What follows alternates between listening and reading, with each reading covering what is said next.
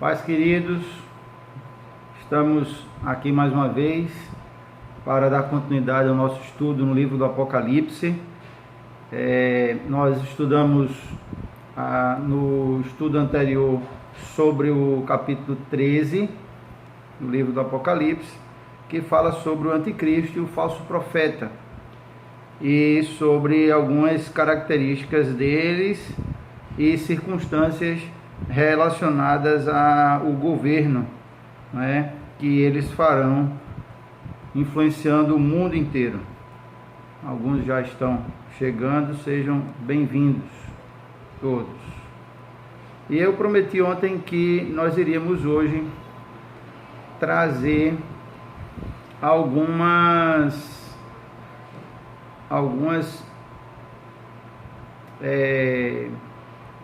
informações adicionais sobre o anticristo e também outros textos bíblicos relacionados ao anticristo.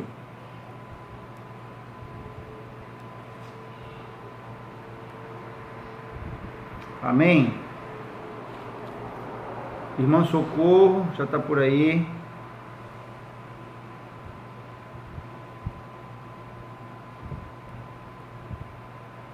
Amém. Berg está por aí hoje, aí. Bem-vindo, Berg.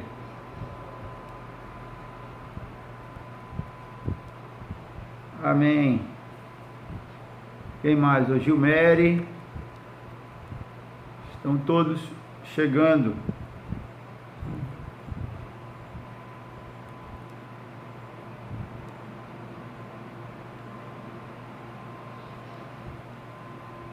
Amém.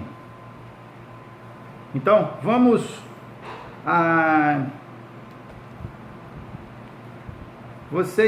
nós citamos já o livro de Daniel ontem, que fala sobre o anticristo também, né? Eu gostaria de ler alguns versículos aqui hoje, no livro de Daniel.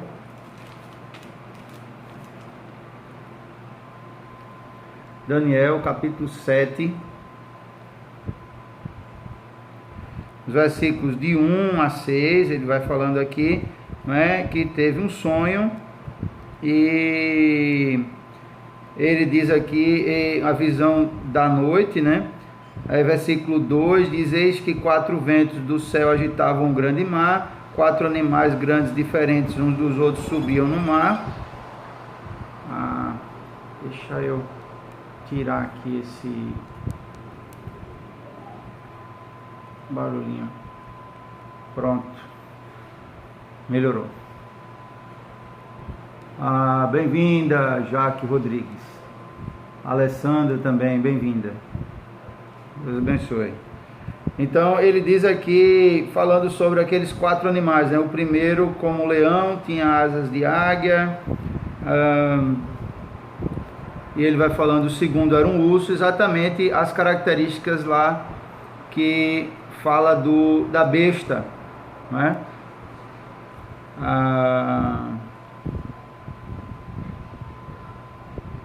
E ele fala que o 4º animal era terrível. Isso.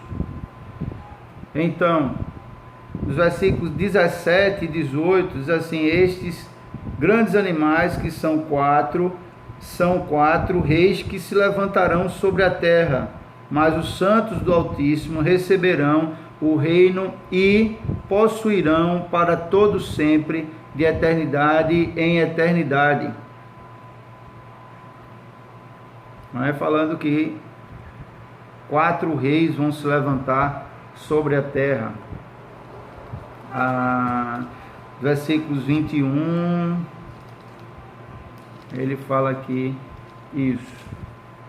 Então, em Mateus 24 também fala do anticristo. Nós vamos abrir aqui alguns textos só para reforçar a informação sobre o anticristo que nós estudamos na nossa aula passada, capítulo 13 de Apocalipse. Mateus 24, os versículos 15 a 28, ele fala aqui no versículo 15: quando, pois, virdes o abominável da desolação de que falou o profeta Daniel no lugar santo, né? Então ele está citando aí um texto de Daniel. Olha, Daniel versículo 27, 9, 27, 11, 31, 12, 1. Então vamos voltar aqui para Daniel para ler mais alguns versículos.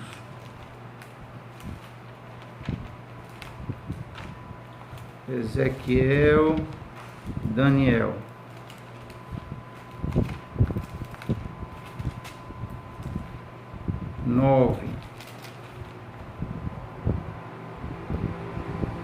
Diz aqui, olha, versículo 26, depois das 62 semanas, será morto o ungido e já não estará, e o povo de um príncipe que há de vir será destruída a cidade e o santuário, e o seu fim será num dilúvio, até o fim haverá guerra e desolações, são determinadas. Ele fará firme aliança com muitos por uma semana, na metade da semana fará cessar o sacrifício e a oferta de manjares sobre a asa das abominações, virá o assolador até que a destruição que está determinada se derrame sobre ele.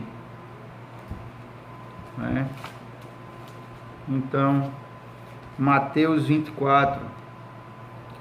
Olha, Daniel 11, 31, o 9, 23 também.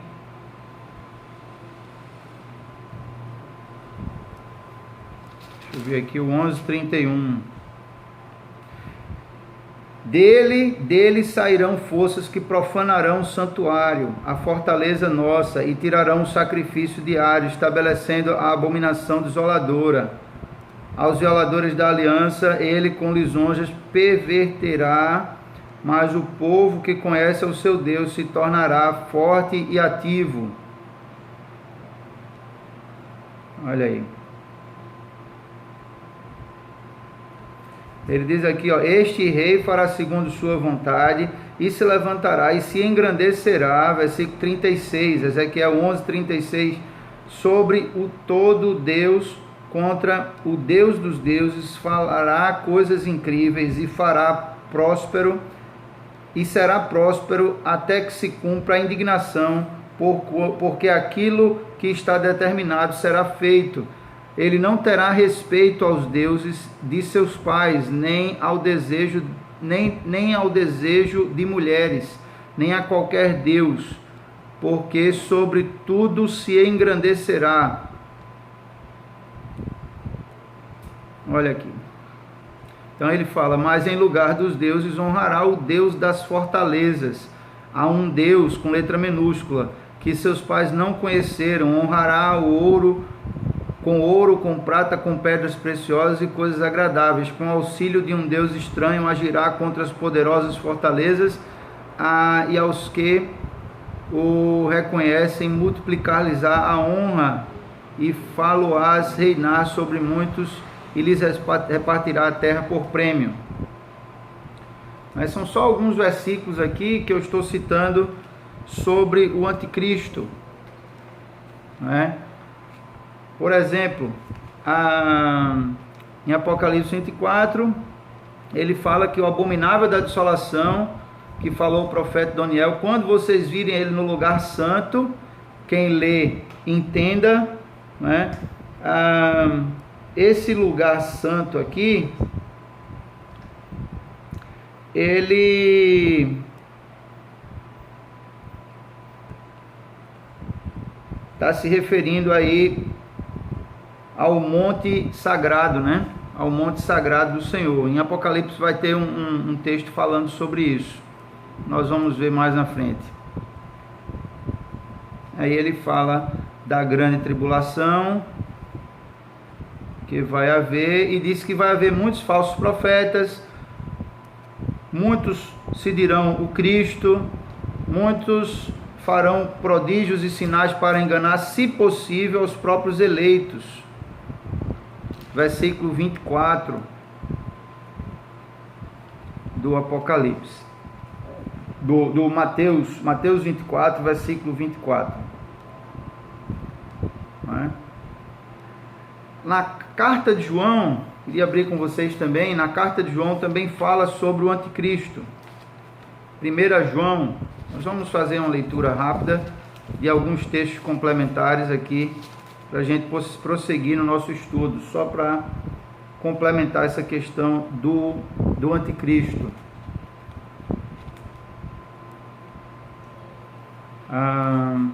1 João capítulo 4,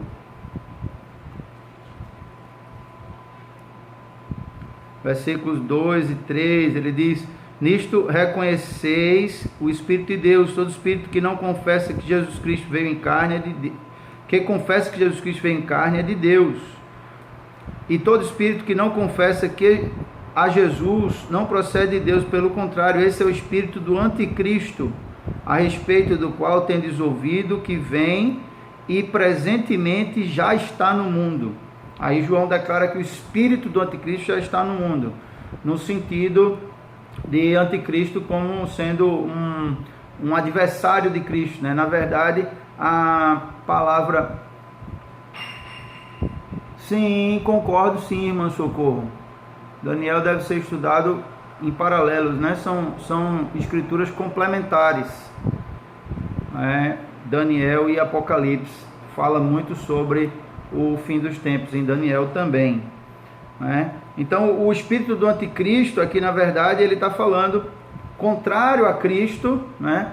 Até porque Cristo se sacrificou por amor, né? E o espírito do anticristo é o espírito do antissacrifício, né? Do não sacrifício, é o espírito do conforto, é o espírito do bem-estar, é o espírito do prazer, da satisfação pessoal, né? Então o espírito de Cristo é o espírito de se sacrificar, né? De encarar o sofrimento por amor, para que muitos sejam salvos. E o anticristo é justamente o oposto, não é? É o não ao sacrifício para que muitos se percam, não é? É o espírito dos prazeres, não é? Do bem-estar, da zona de conforto, como se diz, né? Então, 1 João capítulo 2, versículos 22, também fala aqui, ó, quem é mentiroso senão aquele que nega que Jesus é o Cristo? Este é o anticristo que nega o Pai e o Filho, né? Versículos 22, 1 João versículo 22, 1 João capítulo 2, versículo 28, ele diz: filhinhos, pois agora permanecei nele, para que quando ele se manifestar, tenhamos confiança e dele não nos afastemos, envergonhados da sua vinda, né? Então, aqui...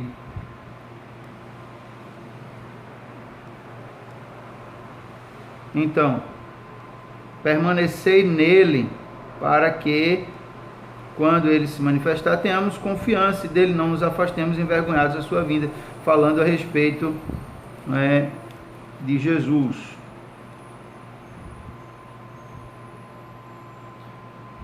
Amém. Né? Então, tem aí esses versículos de 1 João. Eu queria que vocês abrissem também em 2 Tessalonicenses. A carta de Paulo aos Tessalonicenses.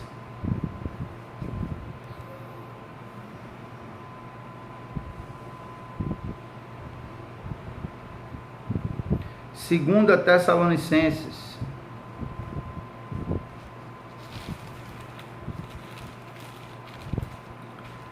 Capítulo 2, ele diz aqui, ó, 2 Tessalonicenses capítulo 2, irmãos, no que diz respeito à vinda de nosso Senhor Jesus Cristo e à nossa reunião com Ele, nós vos exortamos a que não vos demovais da vossa mente, como com facilidade, nem vos perturbeis, quer por espírito, quer por palavra, quer por epístola, como se procedesse de nós, supondo que tenha chegado o dia do Senhor. ninguém de nenhum modo vos engane, porque isto não acontecerá sem que primeiro venha a apostasia e seja revelado o homem da iniquidade, o filho da perdição. Então ele está dizendo que Jesus não vai voltar antes que o anticristo assuma o poder no mundo inteiro. Então isso é um sinal claro da volta de Jesus, né? Então ele diz: ninguém vos engane, porque nada disso acontecerá sem que primeiro venha a apostasia. Apostasia é o esfriamento da fé, o abandono da fé, né? Que muitos irão provar nos últimos dias, né? Então ele diz: e seja revelado o homem da iniquidade, o filho da perdição, o qual se opõe e se levanta contra tudo que se chama Deus ou é objeto de culto, a ponto de assentar-se no santuário de Deus, ostentando-se como se fosse o próprio Deus, né? E ele diz aqui, olha, versículo 5: não vos recordais de que ainda convosco eu costumava dizer-vos essas coisas, e agora sabeis o que o detém, para que ele seja revelado somente na ocasião própria. Com efeito, versículo 7, de 2 Tessalonicenses capítulo 2, versículo 7, com efeito o mistério da iniquidade já opera e aguarda somente que seja afastado aquele que agora o detém. Então será de fato revelado o iníquo, a quem o Senhor Jesus matará com o sopro da sua boca e o destruirá pela manifestação da sua vinda. Ora, o aparecimento do iníquo é segundo a eficácia de Satanás, com todo o poder e sinais e prodígios de mentira, e com todo o engano de injustiça aos que perecem, porque não acolheram o amor da verdade para serem salvos. É por esse motivo, pois, que Deus lhe manda a operação do erro, para darem crédito à mentira, a fim de serem julgados todos quantos não deram crédito à verdade, antes, pelo contrário, deleitaram-se na injustiça. Então tá aí algumas características sobre o anticristo, né? Em 2 Tessalonicenses, capítulo 2, versículos do 1 ao 12, ele fala aí que ele surgirá de uma grande apostasia, né? Que ele será uma pessoa, um ser humano, né? Literalmente 100% influenciado por Satanás, né? Dirigido por Satanás, de fato. Ele será objeto de adoração, ele será adorado, ele fará milagres, né? Vai fazer a operação de milagres e coisas impressionantes, espantosas, né? Sobrenaturais, como nós já falamos ontem. E ele vai ser revelado depois que aquilo e aquele que o detém for removido, né? Então, no tempo oportuno, no tempo determinado por Deus, e ele será totalmente derrotado por Cristo. A Bíblia diz que ele será destruído. Jesus matará ele com o sopro da sua boca, como se assopra uma velhinha de aniversário. Então, tá aí alguns textos mais sobre o anticristo. E nós comentamos ontem, mas é bom dar um reforço, que ele virá num tempo de muita turbulência, né? Por isso que ele fala que ele surge do mar. O mar é um local cheio de ondas, né? O mar está sempre em movimento. Então, ele está falando aí, ele virá no meio de uma turbulência. Essa turbulência pode ser uma turbulência política, social, né? Então, e diz que ele é muito poderoso, porque ele vai ter 10 chifres, né? O falso profeta não, ele tem um poder bem sutil aí, ele só tem 2 chifres, né? Mas o fato é que, muito provavelmente, o anticristo vai se levantar como o salvador da humanidade, como aquele que vai resolver todos os problemas da humanidade, no meio de uma situação caótica, né? Então, por isso que nós podemos afirmar, para que as profecias bíblicas se cumpram, que o mundo está caminhando para um caos. Nós não comemoramos as coisas ruins que acontecem no mundo, né? Não nos alegramos, não batemos palma, que maravilha, né? Mais uma coisa terrível está acontecendo, então está mais perto da volta de Jesus. Não, nós lamentamos todas essas coisas ruins que estão acontecendo no mundo e as que irão acontecer ainda, né? Mas o fato é que isso irá acontecer para que as profecias se cumpram, as profecias bíblicas irão se cumprir, né? E o anticristo ele vai se levantar sobre a terra no meio do caos, no meio de uma situação verdadeiramente caótica, onde as pessoas irão estar meio que sem saber o que fazer, meio que perdidas, precisando de um líder, não é, que as oriente, ou que traga paz, que resolva os problemas da humanidade, não é? Então podemos citar aí situações, por exemplo, como terremotos, maremotos, não é? Tsunamis, epidemias, como essa que está acontecendo aí, que atingiu o mundo inteiro, né? Do corona, epidemias, fomes, né? Então aí guerras, né? Rumores de guerras, né? Então já se falou muitas vezes até nas reportagens que o mundo não vai suportar uma terceira guerra mundial, porque a quantidade de armamentos que existe hoje nas grandes potências tem poder para destruir muitas vezes o planeta inteiro. Então, fatalmente todos morreriam, o planeta ia acabar, literalmente ia acabar. É por isso que o pessoal está tão reticente aí com essa questão de armar guerra. Não é mais como era há um tempo atrás, que se fazia guerra por qualquer coisa, não é? Então é como se fosse assim, tem alguns países que são meio que intocáveis. Vamos tentar negociar, vamos tentar conversar, entrar em acordo, porque se o negócio ferver para valer, a situação é caótica por causa das bombas nucleares, né, das bombas de hidrogênio, por causa da questão da bomba biológica, né, da guerra biológica. Pode se espalhar aí um vírus mortal, né, e tantas outras armas letais que já existem hoje no mundo. Ele surgirá também no meio de uma profunda inquietação religiosa, né? Muitos abandonando a fé, é o que nós vemos hoje, por exemplo, na Europa inteira.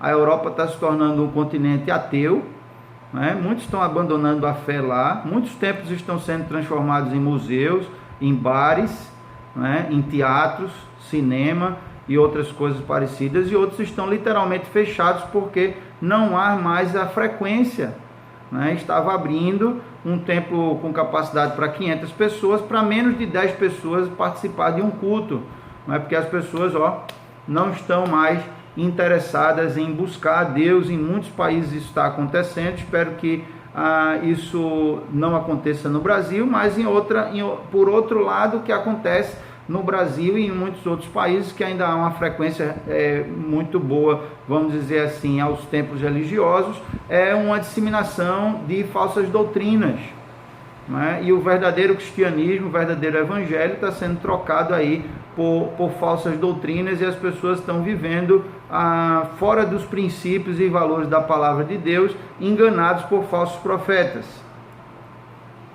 Então, nesse tempo do anticristo haverá duas igrejas, né, frequentando os templos que ainda serão frequentados, que é a igreja fiel e a igreja apóstata. A igreja apóstata é a igreja que abandonou, que negou a fé verdadeira, né, e está seguindo aí uma falsa doutrina. E vai acontecer também num meio de grandes problemas mundiais, porque já que ele vai ser levantado como um líder do mundo inteiro, então o governo do anticristo vai se levantar no meio de uma convulsão mundial, né? O mundo vai estar no meio de uma convulsão, né? Porque ele não vai se levantar como salvador de um país, de uma nação, ou de um continente. Ele vai se levantar como o salvador, aquele que vai trazer paz, que vai trazer solução, né? Serenidade e direção para o mundo inteiro, que vai estar confuso e perdido, né? E aflito no meio dessa convulsão que irá passar, desse caos. Então nós podemos afirmar que o mundo está caminhando para o caos, e esse é o cenário perfeito para o anticristo assumir o poder. né? Quando o mundo estiver num caos, o anticristo vai se levantar e vai dizer: eu vou colocar ordem em tudo. E uma das coisas que eu já falei aqui é que o argumento dele é que as religiões durante toda a história da humanidade só trouxeram mortes, guerras, né? Contenda. Essa é o resultado, né? É a consequência, é o fruto que as religiões dão ao mundo. É morte, guerra, contenda, né? Divisões, e nós precisamos nos unir. Então, para nos unirmos, nós precisamos acabar com as religiões, né? E aí é quando ele se auto-intitula Deus, o Deus da humanidade, e ele vai requerer adoração a si próprio,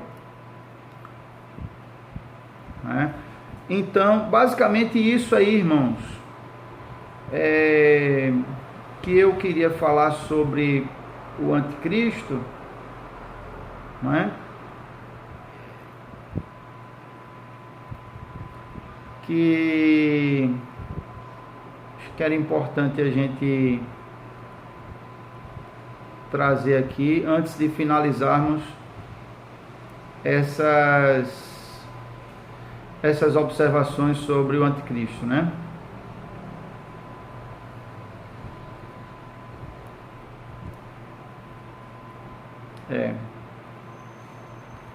Amém.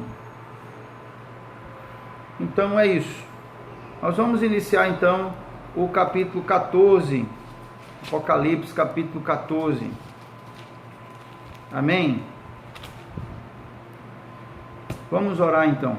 Senhor, em nome de Jesus, nós estamos aqui para refletir na Tua palavra e te pedimos, Pai, que o Senhor, através do Teu Espírito Santo, ilumine as nossas mentes e corações para que possamos compreender e praticar e lembrar, Senhor, da Tua palavra quando essas profecias que estamos estudando em Apocalipse se cumprirem, e que possamos estar cada dia mais, Senhor, preparados, né, alertas, atentos para a Tua vinda, para o dia que o Senhor irá voltar para buscar a Tua igreja, em nome de Jesus. Amém. Então, Apocalipse capítulo 14. Queremos ser fiel ao Senhor, tem misericórdia de nós. Amém. Essa revelação do anticristo será na 7ª trombeta. Olha só, irmão Socorro, deixa eu dizer uma coisa. Como eu tinha falado, Apocalipse, ele não obedece uma ordem cronológica.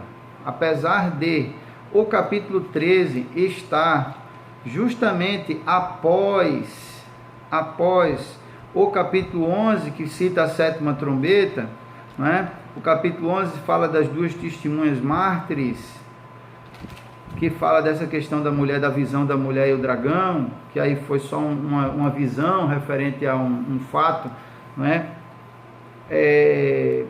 Eu acredito, né? E porque o Apocalipse não obedece uma ordem cronológica, que alguns fatos das trombetas irão acontecer no meio ou no final do governo do anticristo, né?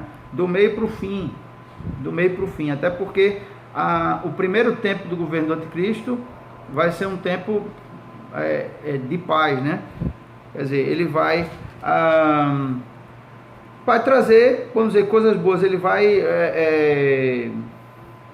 passar uma imagem de que vai resolver os problemas do mundo todo, né? E vai conquistar a confiança das pessoas. Depois, então, é que ele vai começar a impor coisas e perseguir aqueles que discordam dele, no caso a igreja, né? Então, algumas dessas grandes tribulações eu acredito que vai acontecer do meio para o fim do governo do anticristo. Então,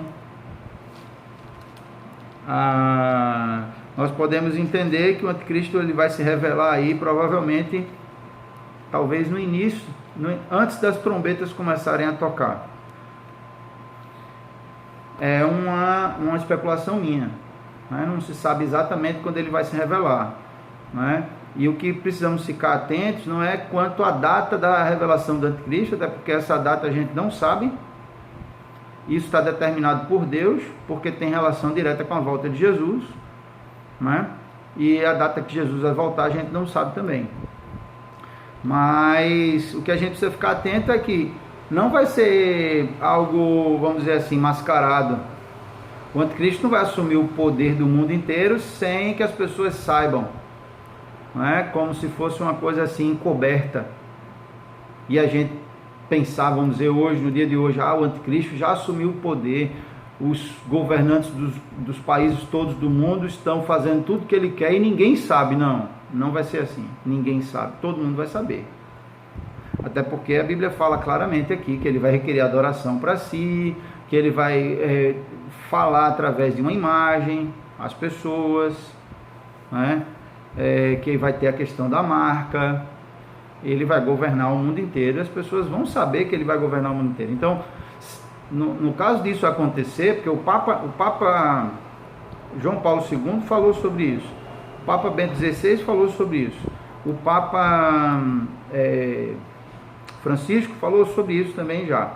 A maioria dos governantes do mundo falaram sobre isso, né? Então, assim, questão da nova ordem mundial. Esses papas todos falaram sobre isso e muita gente, muitos governantes do mundo estão falando sobre isso, não é?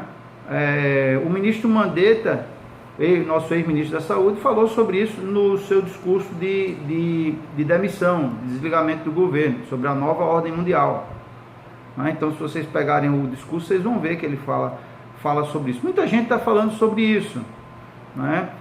Inclusive o Papa Francisco há pouco tempo falou da necessidade de ter um líder mundial no mundo, né? Então é bom a gente ficar atento às notícias, ficar atento àquilo que aparece nas notícias, porque isso sim vai quando tem concordância com a Bíblia, né, faz a gente alertar, então alguma coisa está acontecendo aí em relação a isso, né? A se ter um líder mundial, né? Então, o que podemos dizer é que o anticristo vai assumir o poder. O que vai acontecer antes do governo do anticristo, depois do governo do anticristo, né? Ou durante o governo do anticristo, até porque no final do governo do anticristo Jesus vai voltar, a gente não sabe muito bem, porque Apocalipse não está em ordem cronológica, como eu falei, né? A questão dos selos, por exemplo, o sexto selo, acho que o sexto e sétimo selo, vai acontecer mais no final de tudo. Então, vai vir algumas trombetas antes do sexto e sétimo selo, até porque o sexto selo, o sol se escurecerá, a lua ficará vermelha como sangue. Então, enfim, são coisas assim catastróficas do final de tudo. Então, algumas trombetas vão acontecer antes do sexto selo, do sétimo selo. Provavelmente o governo do anticristo também vai acontecer antes do sexto selo, né? Mas talvez depois do quinto selo, ou antes das trombetas. Mas no livro do Apocalipse ele está descrito depois das trombetas. Estão entendendo isso? Ficou bem claro? Que a gente não pode ler o livro do Apocalipse como se ele estivesse em ordem cronológica, porque não está, não tem como. Porque vai acontecer coisas que destruíram a terra, né? Coisas catastróficas sem precedentes num tempo, e depois vai falar de outras coisas mais suaves para depois destruir de novo.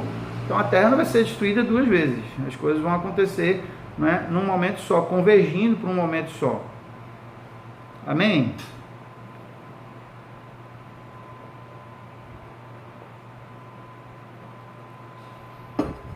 Então vamos continuar. Apocalipse capítulo 14.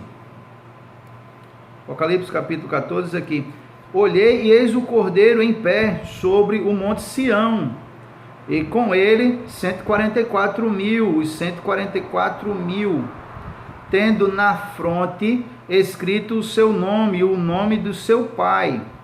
Nós já vimos sobre esses 144 mil, né? Acho que vocês devem lembrar, né? Então aí ele fala do Cordeiro em pé, né? Então é uma visão aí, vamos dizer assim, gloriosa, né? Em pé significa autoridade, né? Ele está em pé, firmeza, né? Então ele diz aqui, ao lado dele, né, sobre o Monte Sião, local, né, da presença de Deus, como se fosse a habitação de Deus na terra, um monte que representa, né, a presença de Deus. Então ele diz aqui, ó, e ouvi uma voz do céu, como voz de muitas águas. Nós já vimos, né, no início, que quando fala em voz de muitas águas, está falando da voz de Deus. E como voz de grande trovão, também a voz que ouvi era como voz de arpistas, quando tangem sua harpa, e entoavam um novo cântico diante do trono, diante dos 4 seres viventes, diante dos anciãos, e ninguém pôde aprender o cântico, senão os 144.000 que foram comprados da terra. Eles cantavam um novo cântico, né? Ele ouviu uma voz do céu, né? E junto com essa voz, os 144.000 entoavam um cântico que só eles sabiam. São esses os que não se macularam com mulheres, porque são castos. São eles os seguidores do Cordeiro, por onde quer que vá. São os que foram redimidos dentre os mortos, primícias para Deus e para o Cordeiro, e não se achou mentira na sua boca, nem mácula, né? Falando aí dos 144.000, que nós já vimos as características deles. São homens judeus, né, convertidos a Cristo, né, ao Evangelho de Jesus. Eles não tiveram relação sexual com mulheres, eles são castos, são virgens, né? Eles também não se achou mentira na sua boca.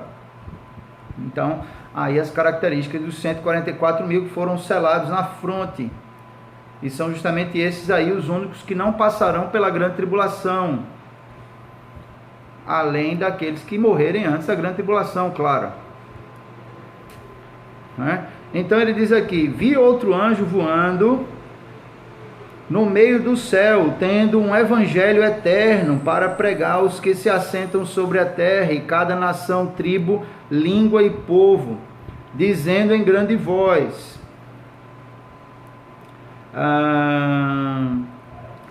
temei a Deus e dá-lhe glória, pois é chegada a hora do seu juízo.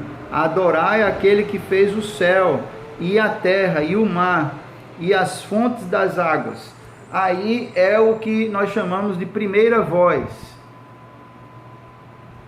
Deixa eu só verificar aqui. Amém. Primeira voz, essa é a primeira voz. Um anjo que voou no meio do céu, tinha nas suas mãos um evangelho eterno, né? E esse evangelho eterno, versículo 6, é justamente o Novo Testamento, se referindo ao Novo Testamento. Por isso que ele chama de eterno, né? Que ele está falando aí que o Antigo Testamento ele não é eterno, ele tinha tempo para acabar, né? Ele tinha um prazo. E o Novo Testamento não, ele é eterno, a nova aliança, é o tempo que nós estamos vivendo, né? Aí caracterizado pelo Novo Testamento. O primeiro aviso, a primeira voz. Aí, irmã Socorro, nesse caso aí dessas vozes, né, são justamente vozes de aviso realmente do fechamento, né, do tempo do arrependimento. O tempo para se arrepender e para se voltar para o Senhor está muito curto já, que as pessoas têm pouco tempo. Então está se fechando aí, porque depois das vozes vai vir os flagelos, né? E aí nos flagelos vocês vão ver, em cada um dos flagelos, quase todos eles, o texto repete a frase que as pessoas, mesmo passando por aquela situação, não se arrependeram das suas obras.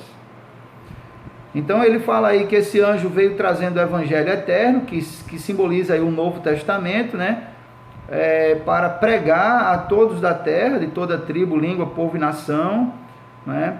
E o anjo também, ele disse com uma mensagem, temei a Deus. Temei aí não no sentido de medo, mas no sentido de respeito, né? Respeitem a Deus, né? E dá-lhe glória, porque é chegada a hora do seu juízo. E adorai aquele que fez o céu, a terra e o mar e as fontes das águas. Então é um grande aviso aí, isso, não é? Essa primeira voz. Aí chega aqui a segunda voz, versículo 8, Apocalipse 14, 8, diz assim: seguiu-se outro anjo, o segundo, dizendo: caiu a grande Babilônia, que tem dado a beber a todas as nações do vinho da fúria da sua prostituição. Então, aqui é um aviso, por isso que a gente não pode entender Apocalipse em ordem cronológica, né? Que ele está falando aqui, caiu a grande Babilônia, no capítulo 14. Mas o capítulo que vai tratar da queda da grande Babilônia é o capítulo 18. Então, no capítulo 14, ele já diz com o verbo no passado, caiu a grande Babilônia. Não é? Mas nós vamos ver mais detalhadamente sobre a grande Babilônia, o que significa a grande Babilônia, não é? No capítulo 18, quando vai tratar da queda da grande Babilônia.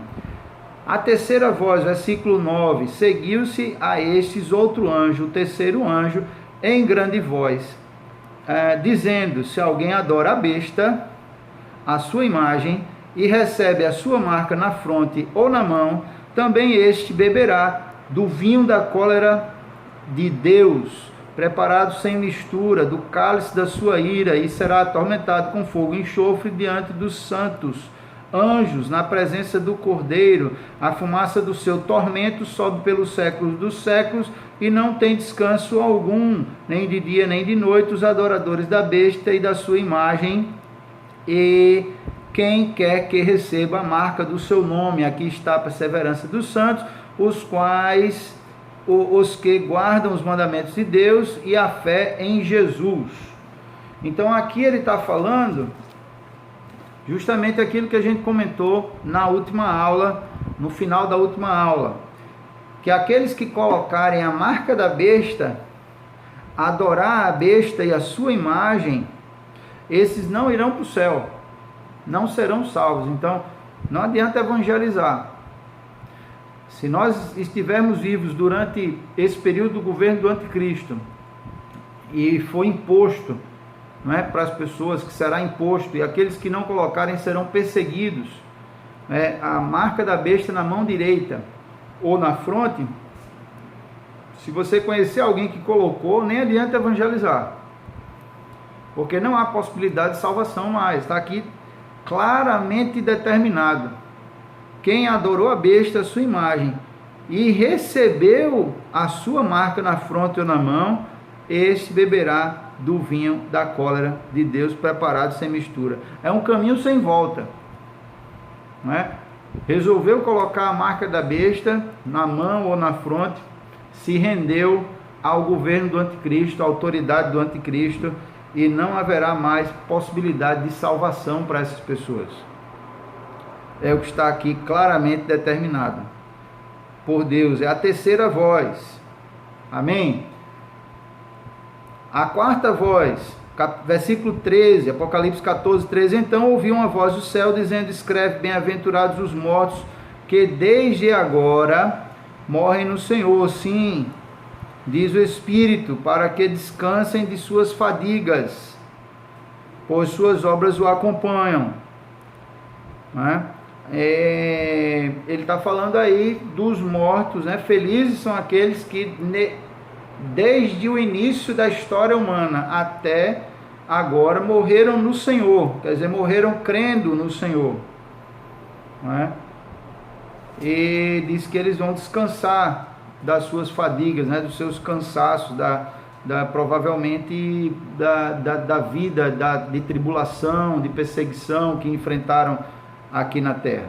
Versículo 14: olhei e eis uma nuvem branca, e sentado sobre a nuvem um semelhante ao filho de homem, tendo na cabeça uma coroa de ouro, na mão uma foice afiada, né? Uma nuvem branca. Ele olhou e viu uma nuvem branca, e sentado sobre a nuvem um semelhante ao filho do homem, tendo na sua cabeça na sua cabeça uma coroa de ouro. Só verificar aqui o estudo do Hernandes. Ele afirma que esse aí que está sentado à nuvem, uma nuvem branca, né, e o que está sentado sobre a nuvem é o Cristo, né, que vem gloriosamente e vencedoramente, né, nas nuvens. Ele virá fisicamente, pessoalmente, visivelmente, gloriosamente e vitoriosamente. Então, em Atos capítulo 1, versículos de 9 a 11, quando Jesus é assunto aos céus, um anjo diz, né, esse que vocês viram, ó, subir, assim da mesma forma ele virá por entre as nuvens do céu, né? Então ele vem aqui, né, ele tem uma coroa de ouro na cabeça e na mão ele tem uma foice afiada. E essa foice é para quê? Essa foice aí é um símbolo relacionado à colheita. Sim, amém, Virgínia.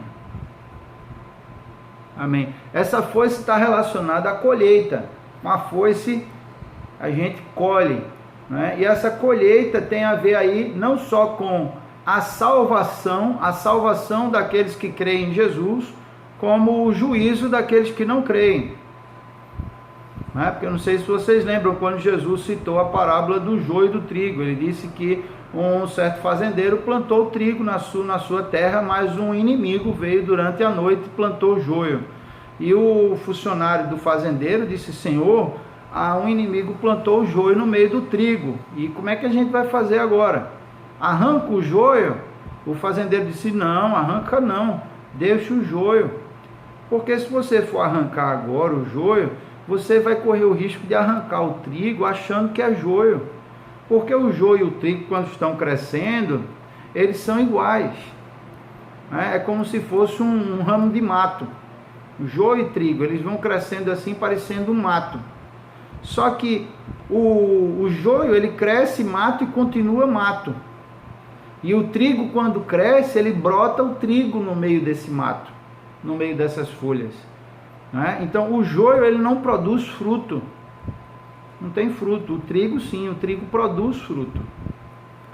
Então é como se o fazendeiro estivesse dizendo: ó, deixa crescer, porque quando eles crescerem, o trigo produz fruto, o joio não. A gente vai identificar facilmente quem é trigo e quem é joio. E Jesus propôs essa parábola para dizer, né, que nesse mundo, né, há joio e trigo. Até mesmo dentro da igreja, há pessoas que estão agindo com a intenção de destruir o ministério do pastor, né, de destruir a igreja, de criar contenda, né, de agir de uma forma maliciosa, maligna, com fofoca, com maledicência, né? Então, aí Jesus disse: ó, deixa o tempo passar, porque o trigo produz fruto e o joio não. O joio não tem fruto algum, né? E Jesus diz no final dessa parábola que o trigo será colhido. Ele tem utilidade, o trigo tem utilidade para Deus, né? Ele produziu fruto para Deus. E o joio produziu o quê? Nada. Foi uma vida inútil, só fazendo coisas malignas, né? Então ele diz que o joio será colhido e será lançado no fogo. É isso que a Bíblia diz. Então aqui está falando que Jesus vai voltar, e quando ele voltar, ele vai vir com a foice na mão. Essa foice é para colher tanto o joio como o trigo. A colheita do trigo é a salvação dos santos. A colheita do joio é a condenação dos ímpios, né? É isso que fala claramente na Bíblia. Então, Jesus quer salvar todo mundo, mas nós sabemos, e está claramente revelado pelo próprio Jesus, que a maioria das pessoas do mundo não serão salvas. Tanto é que Jesus diz que há dois caminhos e duas portas. Ele diz: há um caminho que é um caminho estreito e apertado, ele conduz à porta estreita, e quem passar por essa porta entrará na vida eterna, e poucos entrarão por esse caminho, poucos passarão por esse caminho. E ele diz que há um caminho largo, né, espaçoso, fácil, confortável, E diz que muitos vão entrar por esse caminho largo que conduz a uma porta também larga, espaçosa. E quem passar por essa porta receberá, né, a perdição eterna. E a Bíblia diz que muitos passarão pela porta larga em direção à perdição eterna, e poucos passarão pela porta estreita em direção, né, e receberão a vida eterna. Quando a Bíblia fala de muitos e poucos, dá uma ideia clara para a gente, em maioria e minoria. A vontade de Deus é que todo mundo seja salvo, mas muita gente não vai se salvar porque não vai entregar a vida a Jesus, porque não vai querer mudar nada na sua vida, porque não vai querer se submeter aos princípios e valores da palavra de Deus, porque vai achar mais atraente as coisas desse mundo do que as coisas de Deus, porque a vida do cristão é uma vida de renúncia. Renúncia é um dos verbos que deve ser mais conjugado por um cristão verdadeiro. Nós precisamos renunciar à nossa carne, renunciar a esse mundo, para abraçar a vontade de Deus e os planos de Deus para a nossa vida. Não tem como abraçar as duas coisas ao mesmo tempo. Não tem como ser joio e trigo ao mesmo tempo. E o fato é que o próprio Jesus diz nessa parábola que o joio não vai ser trigo nunca. O joio é joio e o trigo é trigo. Então, nós precisamos parar para perceber isso, se estamos sendo joio ou trigo, e buscarmos ser trigo, buscarmos andar pelo caminho estreito, o caminho da renúncia, do próprio eu, da carne, do mundo, do ego, da vaidade, da soberba, da falsidade, da inveja, de tantas coisas. Esse caminho de trevas, precisamos andar pela porta estreita, pelo caminho, entrar pela porta estreita, pelo caminho estreito, que é a renúncia de tudo isso. Amém? E esse caminho, mesmo sendo difícil e apertado, vai valer a pena, porque conduz à vida eterna, ao paraíso eterno, ao lado do Senhor, na glória de Deus. Amém. Aleluia. Amém? O fato é que a seara está madura. Tem muita gente já precisando, que só falta, vamos dizer assim, um convite. Quer entregar a vida a Jesus? Tem muita gente que já está no ponto de ser colhida, E o próprio Jesus, ele nos alertou sobre isso. Ele disse que grande é a seara, mas poucos são os ceifeiros. Rogai, pois, ao Senhor da seara que mande mais ceifeiros para a sua seara, que mande mais trabalhadores, mais evangelistas. E a própria Bíblia diz em Apocalipse, em Mateus capítulo 24, que ele virá para reunir os escolhidos, os quatro cantos da terra. A colheita é o fim do mundo. É Jesus que chegou, é para levar os salvos, os remidos para a glória eterna e executar o juízo sobre os ímpios.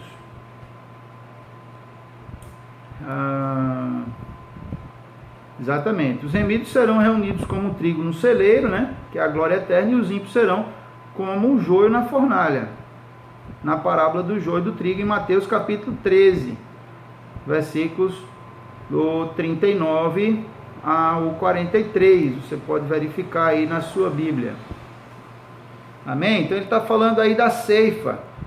Jesus chegou com a coroa de ouro sobre as nuvens e com a foice afiada. Um outro anjo saiu do santuário, gritando em grande voz para aquele que se achava sentado sobre a nuvem: toma a tua foice, pois chegou a hora de ceifar, visto que a seara da terra já amadureceu. Em outras palavras, quem tinha de se converter já se converteu.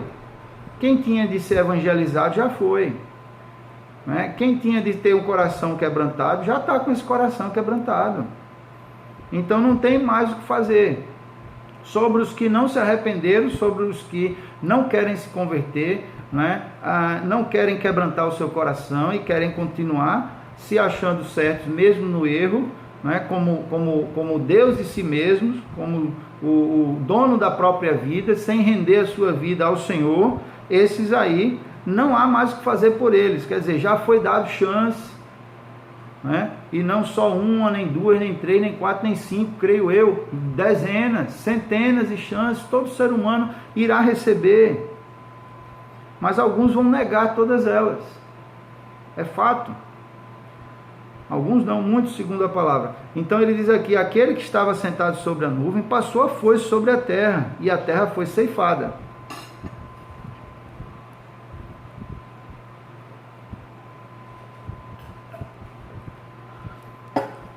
Amém?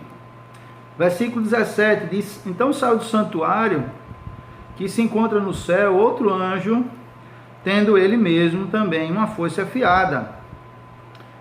Saiu ainda do altar outro anjo, aquele que tem autoridade sobre o fogo, e falou em grande voz ao que tinha a foice afiada, dizendo, toma a tua foice afiada, e ajunta os cachos da vida e da terra, porquanto as uvas estão amadurecidas. Então o anjo passou a sua foice na terra, e vidimou a videira da terra, e lançou-a no grande lagar da cólera de Deus. E o lagar foi pisado fora da cidade, e correu o sangue do lagar até os freios dos cavalos, numa extensão de 1.600 estádios. Olha só. Então, capítulo 15.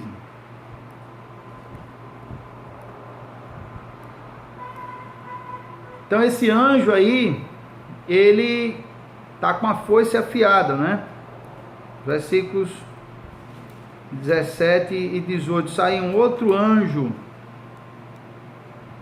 e deixa eu só verificar aqui o que o Hernandes vai falar sobre isso aqui. Exatamente, ele está falando aqui que esse aí será o castigo final para os ímpios, né? O juízo para os ímpios será como uma vidima. A ideia aqui não é de uma colheita de frutos, mas de um lagar, onde as uvas são pisadas e esmagadas. Essa é uma ideia clara do furor da ira de Deus contra os ímpios que blasfemaram do seu nome e perseguiram a sua igreja. Em Apocalipse capítulo 19, versículo 15, mostra o próprio Cristo pisando no lagar, e pessoalmente pisa o lagar do vinho do furor da ira do Deus Todo-Poderoso. Em 19, Apocalipse 19, 15. Em Isaías 63, de 1 a 6, também fala sobre isso. E ele diz que esse lagar é fora da cidade. Ou seja, os salvos não participarão desse juízo. Não é? E é nisso que eu acredito também. Aí nesse ponto concordo plenamente com o Hernandes.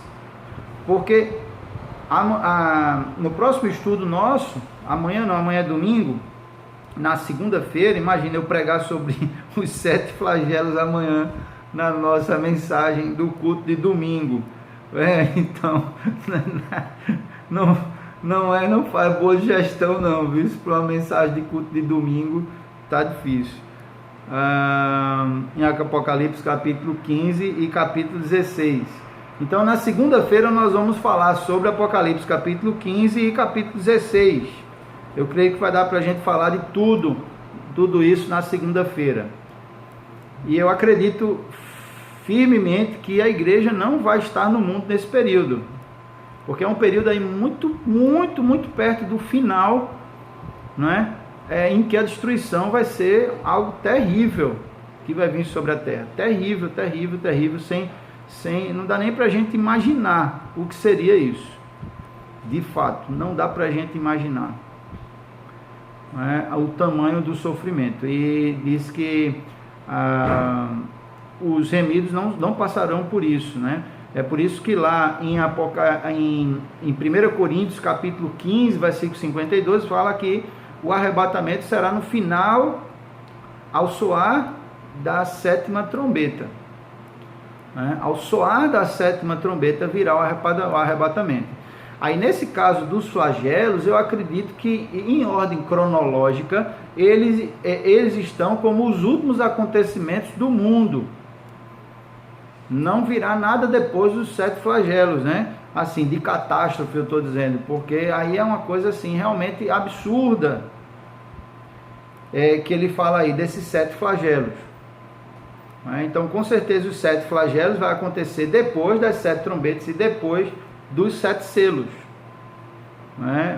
Talvez só não, aí podemos dizer que esse 6º selo, que fala do sol, da lua, das estrelas, enfim, tem algumas circunstâncias aí que pode ser que aconteça aí durante ou no final desses flagelos, mas de fato a maioria das trombetas e a maioria dos selos vai acontecer antes dos 7 flagelos. Isso aí é claro, porque é um sofrimento e uma catástrofe sem precedente. Nós vamos ver na segunda-feira sobre isso. Não perca a aula de segunda-feira. Amém? Então, ele diz aqui que o juízo de Deus será completo sobre todos os ímpios. Aqui nas minhas anotações informa que são 1.600 estádios, que correspondem a cerca de 320 quilômetros. 1.600 estádios, 1.600 estádios, exatamente, irmã Socorro.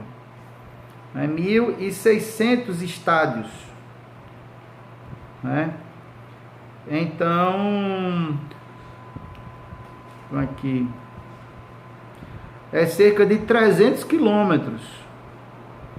A irmã Socorro falou 320, e podemos então, não há nenhum problema não, 320, já o Hernandes fala aqui no seu estudo 360 quilômetros, que seria aí a distância provavelmente entre o norte e o sul da Palestina, ou seja, de Dan a Berseba. Ele diz que o sangue vai até os freios dos cavalos. Freio do cavalo é a altura da boca, O freio do cavalo fica aqui na boca do cavalo. Então a altura da boca do cavalo é cerca de 1,5 metro de altura. Ele diz que aí é um texto simbolizando que vai haver muito derramamento de sangue. Muito derramamento de sangue. Esse vai ser o pior período aí da terra, realmente. As piores catástrofes vão acontecer durante os 7 flagelos. No capítulo 15 e 16 aí é a parte mais pesada, vamos dizer assim, do livro do Apocalipse. É inimaginável o que vai acontecer nesse tempo. É um símbolo aí do completo e total juízo de Deus que alcança os ímpios plenamente em todos os lugares. E ninguém vai conseguir escapar, até porque depois dos 6 selos, depois dos 7 selos, depois das 7 trombetas, e das 4 vozes, é como se fosse assim, todos os sinais de alerta, já foram dados, todos os avisos já foram dados. Então, muitas oportunidades Deus deu para que o povo se arrependesse e se voltasse para Ele. Nesse momento, os que não se arrependeram ainda, de fato não irão mais se arrepender. Não irão mais se arrepender. Então é como se fosse assim, na humanidade há 2 grupos, os salvos e os perdidos. Os adoradores da besta e os adoradores do Cordeiro. Os que estarão com Cristo no Monte Sião, como nós vimos aí no início do capítulo 14, e os que serão atormentados de dia e de noite com fogo e enxofre pelos séculos dos séculos. Aqueles que estarão cantando e descansando no céu, como nós falamos também sobre isso numa das vozes aqui. Eu acho que foi aqui a 4ª voz, o versículo 13, estarão cantando e descansando nos céus, e aqueles que serão atormentados para sempre, basicamente. E nós podemos perceber também que há 2 igrejas, a igreja verdadeira, e a igreja apóstata. E hoje parece que cada vez mais está sendo mais claro a igreja apóstata, com a teologia da prosperidade e agora com o liberalismo, porque muitos pastores estão entrando pelo caminho liberal, relativizando as escrituras, e fazendo aí as suas colocações, sem considerar a palavra de Deus, seguindo sua própria mente, sua própria experiência, afirmando coisas que são contrárias à palavra de Deus, e literalmente jogando no lixo parte da Bíblia, afirmando aí absurdos e heresias, não é? Pastores famosos aí no Brasil, não é? Com muitos seguidores nas redes sociais, influenciando muitos, estão sendo literalmente enganados por essas heresias. Lamentavelmente, é uma igreja apóstata, é uma igreja que trata a Bíblia como lojinha de conveniência. Aquilo que me satisfaz, que me agrada, eu fico, o que não, eu descarto, não é? Então, não é eu que tenho que me adequar a minha vida ao que a Bíblia diz, a Bíblia que tem que se adequar ao que eu acho que deve ser a vida. Então, é algo realmente absurdo que está acontecendo nos dias de hoje, e muitos estão sendo influenciados por esses pastores, até porque eles agradam, né?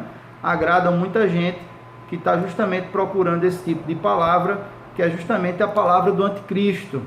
A palavra do anticristo é anti-renúncia, é anti-renúncia, é anti-sacrifício. Eu não preciso sacrificar a minha vida por amor a Jesus, eu não preciso renunciar a nada, né? Pelo contrário, Deus quer que eu aproveite minha vida ao máximo, faça tudo, sim, contanto que seja com amor, com respeito e com fidelidade, né?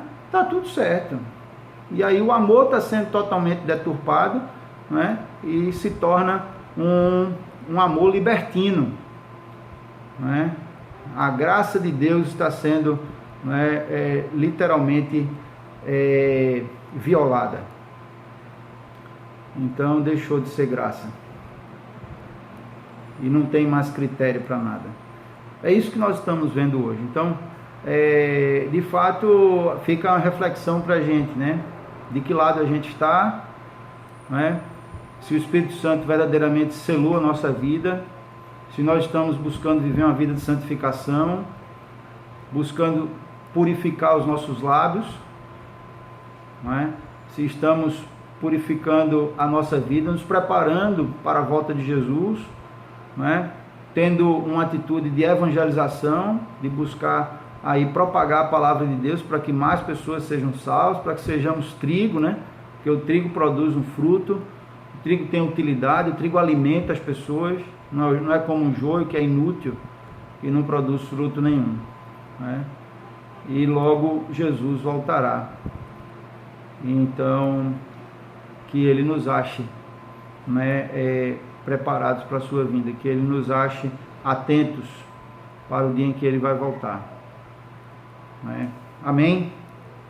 Então, na segunda-feira, nós iremos continuar o nosso estudo no capítulo 15 e 16. Nós vamos ver aí os 7 flagelos, um texto bem pesado, né? Se você for ler aí, você vai ver, né, esses flagelos são uma situação aí inimaginável que vai acontecer na terra, né? E depois vai ter aí a questão da grande meretriz, a grande prostituta, a Babilônia, capítulo 17 e 18, falando só sobre a grande Babilônia, a ruína, né, da grande Babilônia. Nós vamos entender o que significa isso aí. Vai falar sobre o milênio e sobre a Nova Jerusalém, a inauguração da Nova Jerusalém, da glória eterna, capítulo 21 e 22, e terminamos. Estamos já caminhando para o fim, coisa boa, né? Então, que Deus abençoe todo mundo. Vamos orar, agradecer a Deus por esse tempo hoje. E eu quero agradecer cada um também, não é, a companhia e a participação conosco nesse estudo. Espero que tenha edificado a sua vida, não é, que possamos estar cada vez mais firmados no Senhor e na palavra dele. Amém. Senhor, em nome de Jesus, nós te agradecemos pela tua palavra e te pedimos, Pai, que o Senhor firme essas palavras nas nossas mentes e corações e nos ajude a vivermos uma vida de santificação, a vivermos uma vida que honra o Senhor, que glorifica o Senhor. Nos ajude, Senhor, a andarmos no caminho estreito, que é o caminho do sacrifício, o caminho da renúncia, é o caminho da humildade, é o caminho do serviço e o caminho do amor. Que o Senhor nos ajude para andar nesse caminho. E é um caminho difícil, não é fácil, mas com a ajuda do Senhor vamos conseguir. E porque vai valer a pena.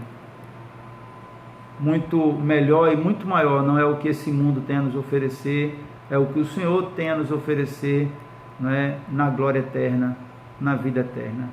e que possamos colocar isso como prioridade, em nome de Jesus. Nos abençoe, Senhor, nos fortaleça, nos traga paz ao nosso coração, traga paciência sobre esse tempo de quarentena, nos ajude, Senhor, a estarmos em adoração, em louvor, em oração, meditando na Tua Palavra, a termos um coração solidário com aqueles que sofrem, com aqueles que estão enfrentando dificuldades nesse tempo, que podemos ajudá-los. Em nome de Jesus, nos ajuda a sermos igreja que cumpre com a missão que o Senhor designou para ela. Nos ajuda, Senhor.